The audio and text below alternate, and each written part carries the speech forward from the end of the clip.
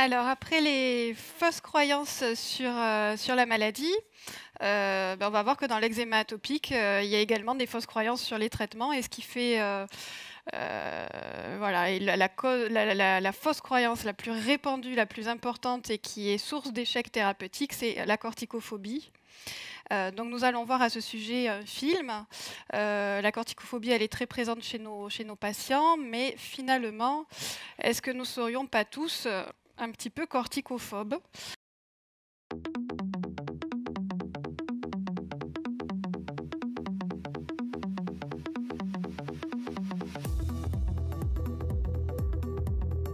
Je pose tout d'abord la question au patient de savoir si c'est une habitude ou si c'est exceptionnel, savoir comment il l'utilise, savoir s'il a des habitudes de soins de sa peau à côté. C'est trop, c'est beaucoup trop. C'est une grosse quantité. Du coup, je demanderai au patient dans un premier temps Quelle est la surface à traiter? Pour tout le visage, ça fait beaucoup. On demande pourquoi, si la personne part à l'étranger. Le nombre de prises, qu'est-ce qui se passe? Enfin, on va être un peu plus curieux, ça me semble beaucoup. Tout dépend de l'étendue, à quel endroit il met. style uniquement sur le visage, j'appellerai le médecin pour demander une confirmation des 10 tubes pour le mois justement. Une ordonnance de 10 tubes d'herbocorticoïdes, quand elle arrive au comptoir, eh bien, la réaction qui est à surveiller, ce n'est pas tant celle du pharmacien, mais c'est surtout celle du patient.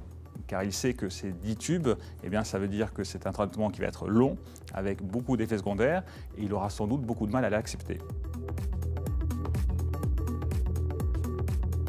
On peut avoir des craintes à l'usage des dermocorticoïdes si le produit est mal utilisé, si le produit est utilisé trop souvent et s'il n'y a pas de méthode relais entre les deux. Je m'inquiète par rapport aux effets secondaires, notamment l'affinement de la peau, l'effet rebond. La prise de poids. Ça peut fragiliser les os. On sait par expérience en fait que ce n'est pas anodin, que l'utilisation ne doit pas se faire au long cours, que ça diminue l'immunité locale. Rendre la peau blanche et perméable à beaucoup d'agents pathogènes. Des fois, on arrive à un point où la peau est vraiment très abîmée et très irritée. Et aussi par rapport au retour que nous font les patients. On sait aussi que la facilité, le fait que ça soit remboursé, les gens ont tendance, on le voit au comptoir, reviennent en demande, hors d'ordonnance, ah, mais il me donne toujours ça marche bien. Parce qu'effectivement, c'est efficace, ça traite tout de suite, mais ça ne règle pas le problème de fond. Donc les effets secondaires sont bien sûr au niveau topique, au niveau local, mais aussi, et malheureusement avec les crèmes corticoïdes, au niveau général.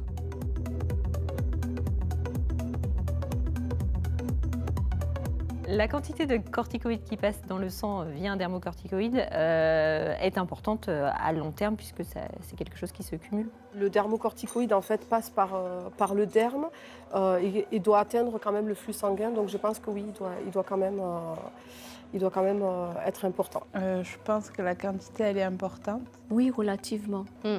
Oui, mais je ne suis pas sûre. Oui. Donc on précise bien aux patients en fait, qu'il s'agit d'un médicament, qu'il ne s'agit pas d'un baume hydratant, qu'il faut l'appliquer de manière modérée, donc l'équivalent d'une petite phalange pour une zone, et qu'il ne s'agit pas de mettre des couches épaisses comme sur un baume ou une crème hydratante. J'espère que dans mes études, j'apprendrai les effets positifs et négatifs des dermocorticoïdes pour voir les doses à prescrire et les doses à respecter et pouvoir conseiller les patients sur cette crème.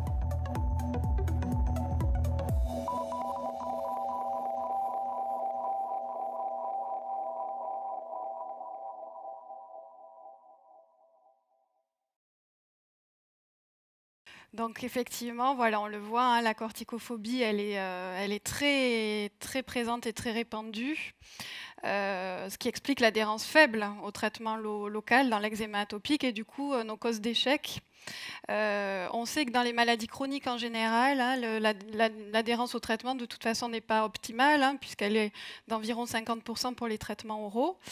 Et elle est encore plus faible du coup chez nos enfants atopiques, puisque elle est évaluée à 32% pour l'application du traitement à la cortisone, enfin des dermocorticoïdes. Elle est très répandue, mais pas seulement en France, parce qu'on pourrait se dire que c'est un problème finalement franco-français.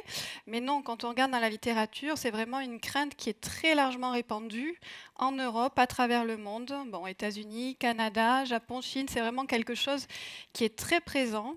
Et avec selon les études, une prévalence qui varie entre 21 à 84% des patients, mais surtout une médiane proche de 60%. Donc ça veut dire que 60%, près de 60% des patients à travers le monde sont corticophobes. Donc c'est quand même voilà, un problème à prendre en compte. Si on regarde donc les paroles de ces patients, qu'est-ce qui les gêne si on les interroge sur les crèmes à la cortisone? Ce qu'il ressort, donc c'est la peur des effets secondaires. Ça, on va le revoir.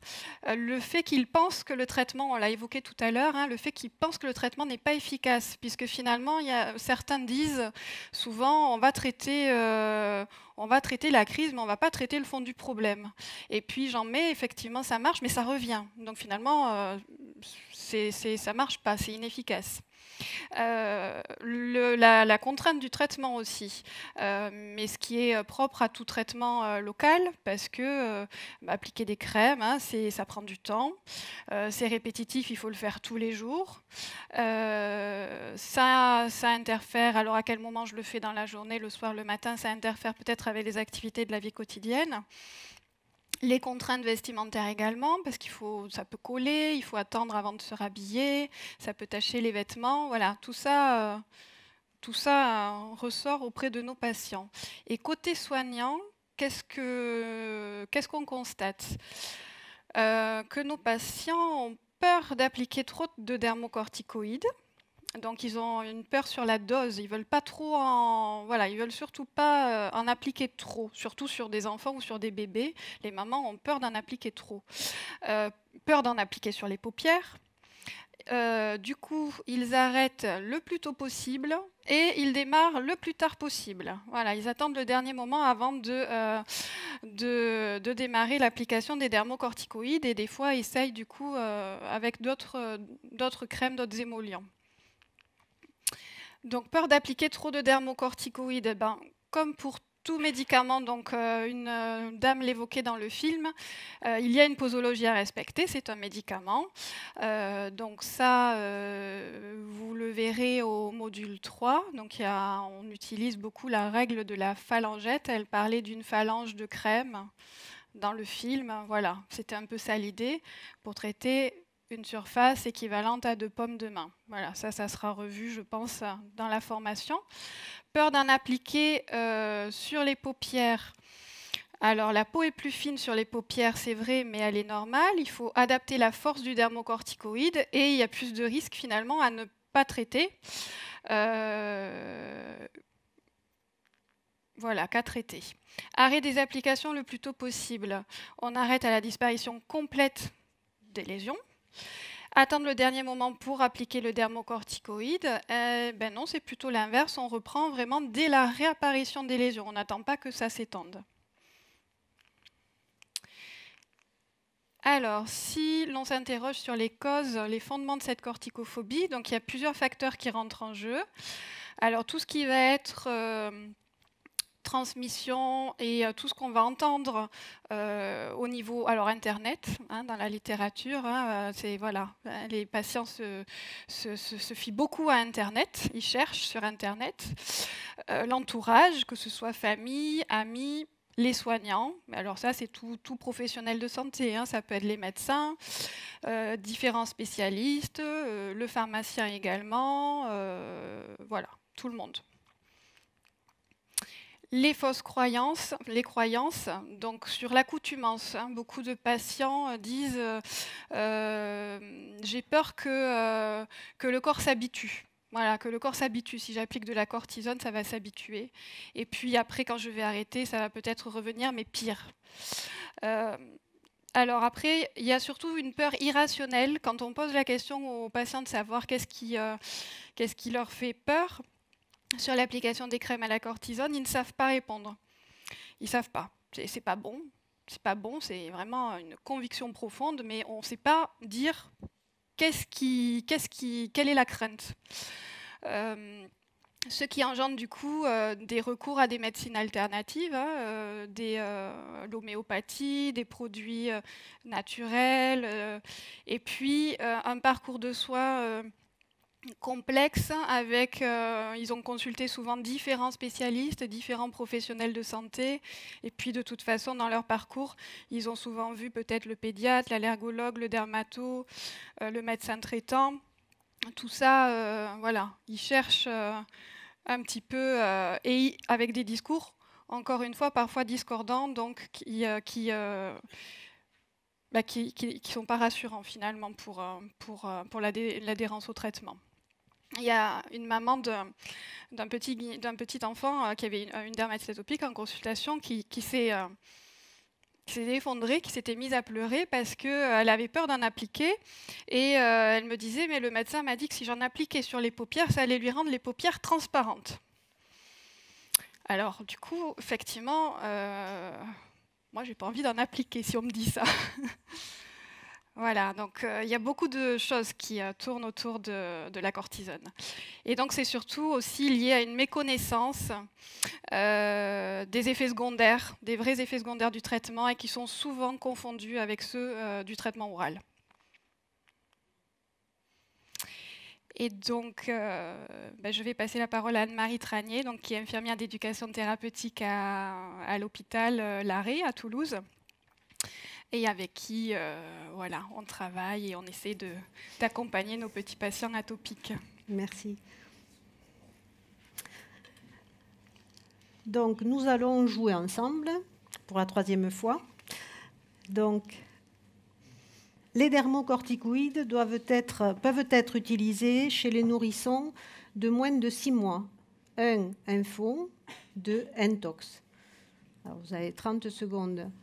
Alors, les dermocorticoïdes peuvent être utilisés chez les nourrissons de moins de 6 mois. C'est une info. Effectivement, les dermocorticoïdes sont les traitements de référence du traitement anti-inflammatoire.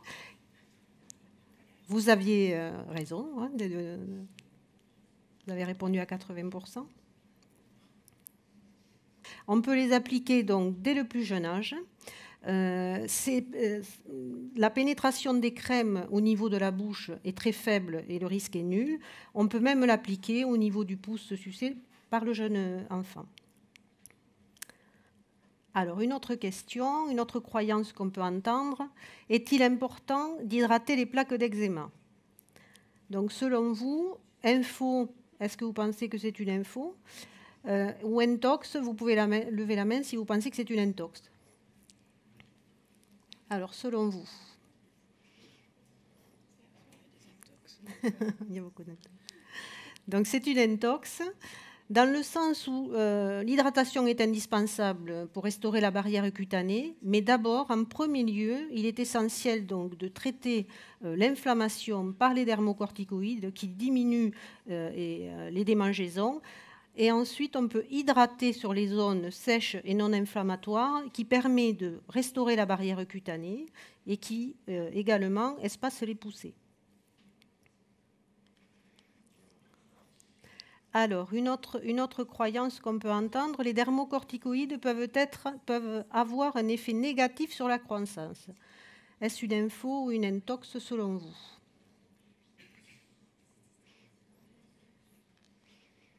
Donc, c'est une intox, effectivement. Les dermocorticoïdes, en fait, pénètrent très peu au niveau de l'organisme. Les prescriptions des dermocorticoïdes sont faites selon la règle de la phalangette, qui est une quantité à appliquer par rapport à une surface. Donc, en respectant les doses prescrites, il n'y a pas d'effet sur la croissance. Voilà, je repasse la main à Isabelle Galera.